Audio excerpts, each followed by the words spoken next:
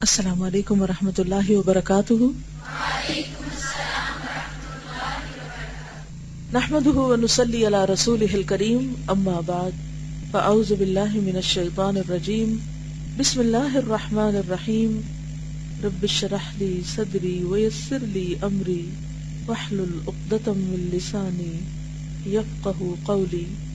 فصل 32، ایمان اور خیر و فلاح سے دوری۔ پیچھے بات ہوئی نا کہ جب انسان غلط کام کرتا ہے تو ایمان کے دائرے سے نکل جاتا ہے، اسی طرح خیر اور بھلائی کے کاموں سے بھی دوری ہو جاتی ہے اس کی۔ مومنین کی رفاقت سے محروم اور دائرہ ایمان سے خارج بندہ اللہ تعالیٰ کی ودیعت کردہ اہل ایمان کی بہترین مدافعت سے بھی محروم ہو جاتا ہے۔ انسان کو مدافعت کی ضرورت کب پیش آتی ہے؟ مثلا کوئی شخص کسی کی غیبت آپ کے سامنے کر رہا ہے اور آپ اس کو جانتے ہیں کہ وہ ایسا نہیں ہے، کیا آپ یہ جرات رکھتے ہیں کہ آپ اس کا دفاع کریں؟ اور آپ کا نہیں، آپ کی غلط فہمی ہے، وہ ایسا نہیں ہے۔ کسی کے بارے میں یہ جملہ بولنا جبکہ وہ شخص سامنے بھی نہ ہو، پاس بھی نہ ہو، ہزاروں میل دور ہو، یہ دراصل کیا ہے؟ آپ کے ذریعے اللہ تعالیٰ اس شخص کی مدافعت کرا رہا ہے، آپ کو غائبانہ طور پر اس کا مددگار بنا رہا ہے۔ سوچئے پچھلے ایک ہفتے کے دوران کیا آپ نے کسی کی مدافعت کی؟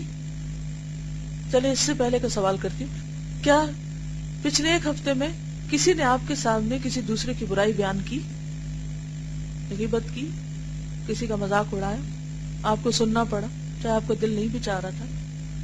کیا آپ نے اس شخص کو روکا؟ کیا آپ نے جس کی برائی کی جا رہی تھی اس کی مدافعت کی؟ نہیں، عام طور پہ ہم نہیں کرتے۔ اللہ تعالیٰ اس شخص کی مدافعت کراتا ہے جو کسی ایسے وقت میں بندے کی مدد کرتا ہے جب وہ بندہ خود موجود نہیں ہوتا، تو اللہ تعالیٰ ایسے بندے کی مدد کسی اور سے کرواتا ہے، کیونکہ ان احسنتم احسنتم لانفسکم، نیکی کریں گے تو آپ پر لوٹے گی اور برائی کریں گے تو بھی آپ پر لوٹے گی۔ جب ہم دوسروں کی مدافعت نہیں کرتے تو ہماری مدافعت کہاں ہوگی؟ یہ ایک کلچر ہے، غائبانہ طور پر اپنے مسلمان بھائیوں کا دفاع کرنا۔ اور یہ کلچر کب ڈیولپ ہوتا ہے؟ جب انسان ڈرتا بھی صرف اللہ سے ہو اور محبت بھی اللہ سے ہو۔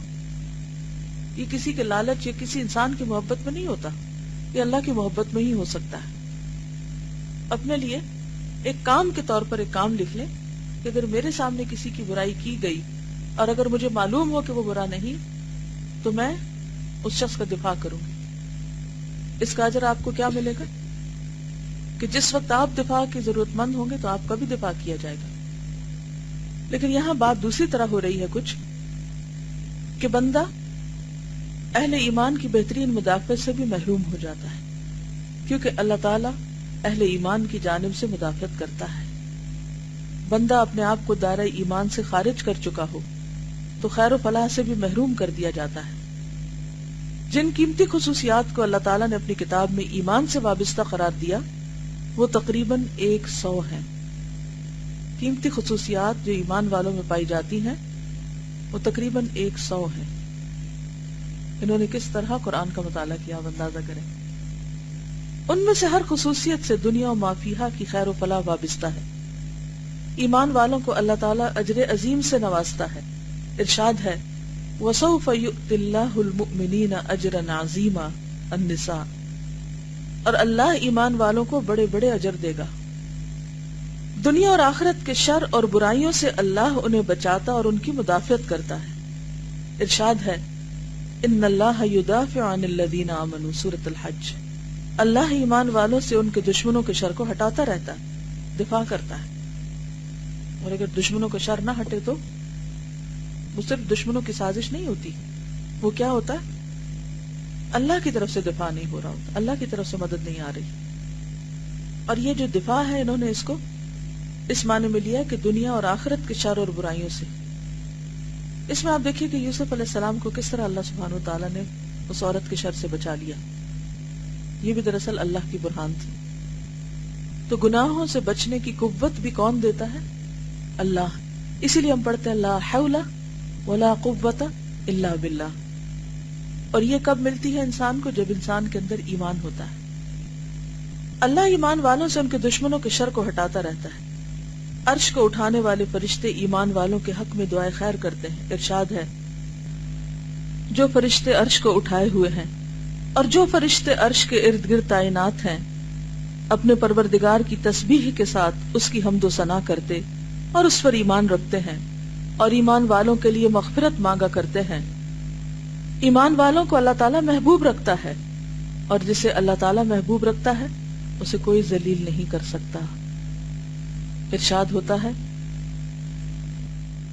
اللہ ان لوگوں کا جو ایمان لائے ہیں ولی و مددگار ہے، انہیں اندھیروں سے نکال کر روشنی کی طرف لاتا ہے. یعنی جب کسی کا ایمان ہوتا ہے تو اللہ اس کو علم کی روشنی بھی دیتا ہے، خیر و بھلائی کے دروازے اس کے لیے کھول لیتا ہے. اللہ تعالیٰ نے اپنے فرشتوں کو حکم دیا ہے کہ وہ ایمان والوں کو ہمیشہ ثابت قدم رکھیں اور ان کی امداد اور اعانت کرتے رہیں. یعنی اللہ فرشتوں کے ذریعے بھی مدد کرواتا ہے. ارشاد اے پیغمبر یہ وہ وقت تھا کہ تمہارے پروردگار نے فرشتوں کو حکم دیا تھا کہ ہم تمہارے ساتھ ہیں اور تم ایمان والوں کو ثابت قدم رکھو. اللہ تعالیٰ ایمان والوں کو عزت اور توقیر عطا فرماتا ہے. سورۃ المنافقون. اور عزت صرف اللہ کے لیے اور اس کے رسول کے لیے اور ایمان والوں کے لیے ہے. یعنی اگر انسان کے اندر ایمان ہے تو پھر اللہ لوگوں سے بھی اس کی عزت کرواتا ہے. اس شخص کو عزت مل کر رہتی ہے خواہ لوگ اسے ذلیل کرنے کے پیچھے ہی کیوں نہ لگ جائیں. اسے کوئی ذلیل نہیں کر سکتا. لیکن یہ نعمت ایمان کے ساتھ. تو اصل ضرورت کیا ہے کہ ہم کس چیز کو مضبوط کریں؟ ایمان کو. لیکن ہماری توجہ کس طرف چلی جاتی ہے؟ اگر ہمیں یہ تمام چیزیں چاہیے، مثلا ہم چاہتے ہیں کہ ہمارے کسی خاص مارکے کے موقع پر قدم مضبوط رہے یا ہمیں عزت ملے یا کچھ اور نعمتیں جن کا پیچھے ذکر ہوا، ہم لوگوں کے پیچھے بھاگنے لگتے ہیں. ہم سمجھتے ہیں کہ لوگ ہمیں یہ سب کچھ دیں گے، جبکہ یہ سب دینے والا صرف اللہ ہے. لہذا اگر اللہ پر ایمان مضبوط ہو، اس پر توکل ہو، اس پر یقین ہو، اس کے سامنے ہم سچے ہوں، اس سے ڈر کر گناہ نہ کریں، ہاں کتنے ہی لوگ ہمیں اس کے کیسی کیسی لالچ دے، تو پھر آپ دیکھیں کہ کیسی کیسی برکات نصیب ہوتی ہیں. ایمان والوں کو اللہ کی معیت حاصل ہوتی ہے. ارشاد ہوتا ہے وَأَنَّ اللَّهَ مَعَ الْمُؤْمِنِينَ سورۃ الانفال. اور بے شک اللہ ایمان والوں کے ساتھ ہے. دنیا اور آخرت میں ایمان والوں کے مراتب بلند ہوتے ہیں. آپ دیکھیں کہ آپ چاہتے ہیں کہ اللہ آپ کے ساتھ ہو. سب لوگ چھوڑ جاتے ہیں نا، انسان قابل بھروسہ نہیں ہوتے. مثال کے طور پر خصوصاً لڑکیاں جب چھوٹی ہوتی ہیں تو ماں باپ پر بڑا بھروسہ کرتی ہیں، بھائیوں پہ ڈیپینڈ کرتی ہیں، خاندان پہ. شادی ہوتی ہے تو شوہر پہ، پھر بچوں پہ. لیکن آپ نے دیکھا ہوگا اور کئی کہانیاں ایسی سنی ہوگی کہ ایک کے بعد ایک ساتھ چھوڑتا جاتا ہے، خواہ فوت ہو کر خواہ کسی اپنی مجبوری کی وجہ سے. لیکن دنیا میں کبھی کوئی کسی کے ساتھ ہمیشہ نہیں رہا، کیونکہ ہر انسان خود کمزور ہے، خود محتاج ہے. لیکن جس شخص نے اپنے رب کو پا لیا وہ کبھی تنہا نہیں ہوتا، ہاں سارے لوگ اسے چھوڑ جائیں. تو جب بھی کسی انسان کی بے وفائی کا احساس ہو، کسی انسان کی طرف سے کوئی دکھ پہنچے، تو انسان فوراً کیا پڑھے؟ حسبی اللہ و نعم الوکیل. لوگ چھوڑ دیتے ہیں، اللہ تو نہیں چھوڑتا، اللہ تو ساتھ ہے، اور جب تک اللہ میرے ساتھ ہے مجھے غم کی ضرورت ہی نہیں. دنیا اور آخرت میں ایمان والوں کے مراتب بلند ہوتے ہیں. ارشاد ہوتا ہے تم لوگوں میں سے جو ایمان لائے ہیں اور جنہیں علم دیا گیا ہے اللہ ان کے درجے بلند کرے گا. یعنی ایمان کے ساتھ علم مزید درجوں کی بلندی کا ذریعہ بنتا ہے. لوگ دنیاوی گریڈز کے پیچھے بھاگتے ہیں، عہدوں کے پیچھے بھاگتے ہیں، ناموں اور شہرت کے پیچھے بھاگتے ہیں، دنیاوی اعتبار سے کلاس سسٹم اور سٹیٹس کی پریشانیوں میں مبتلا رہتے ہیں اور اس پر فخر کرتے رہتے ہیں، جبکہ اصل درجات انسان کے ایمان اور علم کے ساتھ بڑھتے ہیں. ایمان والوں کو اللہ تعالیٰ دوہری رحمت عطا فرماتا ہے اور ایسا نور عطا فرماتا ہے جس کی روشنی میں ایمان والے چلتے پھرتے ہیں. نیز اللہ تعالیٰ ان کے گناہ معاف فرماتا ہے. یہ آیت آج صبح ہی میں نے پڑھی اور یوں لگا جیسے پہلی دفعہ قرآن میں پڑھی میں نے. یہ سورۃ الحدید کی آیت ہے، یہاں انہوں نے اس کا ذکر نہیں کیا. 28 نمبر آیت ہے، یا ایھا الذین آمنوا اتقوا اللہ وآمنوا برسولہ یؤتکم کفلین من رحمتہ ویجعل لکم نورا تمشون بہ ویغفر لکم واللہ غفور الرحیم. کیسے کیسے انعامات ہیں، کیسی کیسی رحمتیں ہیں اس کی. اے لوگو جو ایمان لائے ہو، اللہ سے ڈرو اور ایمان لاؤ اس کے رسول پر، تمہیں اپنی رحمت کا دگنا حصہ عطا کرے گا، 2 حصے دے گا، دوہری رحمت سے نوازے گا. یعنی ایک رحمت نہیں، زیادہ رحمت. اور تمہیں ایک ایسا نور عطا کرے گا جس کی روشنی میں تم چلتے پھرو گے. اب دیکھیں، روشنی انسان کے کتنے مسئلے حل کرتی، انسان کو رستہ ملتا ہے روشنی میں، انسان کے غم دور ہوتے ہیں، ڈپریشن ختم ہوتا ہے. آپ دیکھیں کہ جس ماحول میں، جس جگہ پر اندھیرا ہوتا ہے، جو جگہ گلومی ہوتی ہے، وہاں انسان کو گھبراہٹ سی شروع ہو جاتی. لیکن جہاں روشنی ہوتی ہے وہاں انسان کھل اٹھتا ہے، انسان کے کام کرنے کی صلاحیت بڑھ جاتی. تو زندگی کے اس سفر میں بارہا انسان کے دل پر غموں کے بادل چھا جاتے ہیں. کبھی انسان کو کچھ ایسے فیصلے کرنے ہوتے ہیں کہ سمجھ نہیں آتی کہ انسان کرے کیا، دائیں جائے یا بائیں جائے، کیا طریقہ اختیار کرے. تو یہ سب چیزیں کہاں سے نصیب ہوتی ہیں، کہاں سے ملتی ہیں؟ کون صحیح رہنمائی کرتا ہے؟ اللہ. پھر اللہ ایسا مددگار بھیجتا ہے، اللہ تعالیٰ ایسا نور عطا کرتا ہے کہ جس کی روشنی میں انسان لوگوں کے بیچ میں چلتا پھرتا ہے اور درست سمت پہ بڑھتا چلا جاتا ہے. اور پھر آپ دیکھیں کہ آخرت میں بھی پلسرات پر بھی روشنی، وَيَغْفِرْ لَكُمْ، اور بخشش بھی نصیب ہوتی ہے. اور اللہ غفور الرحیم ہے. ایمان والوں کے لیے اللہ تعالیٰ محبت عام کر دیتا ہے، اور یہ اس طرح کہ وہ خود ان کو محبوب رکھتا ہے اپنے فرشتوں میں، اور پھر اپنے پیغمبروں اور صالح بندوں میں انہیں محبوب بنا دیتا ہے.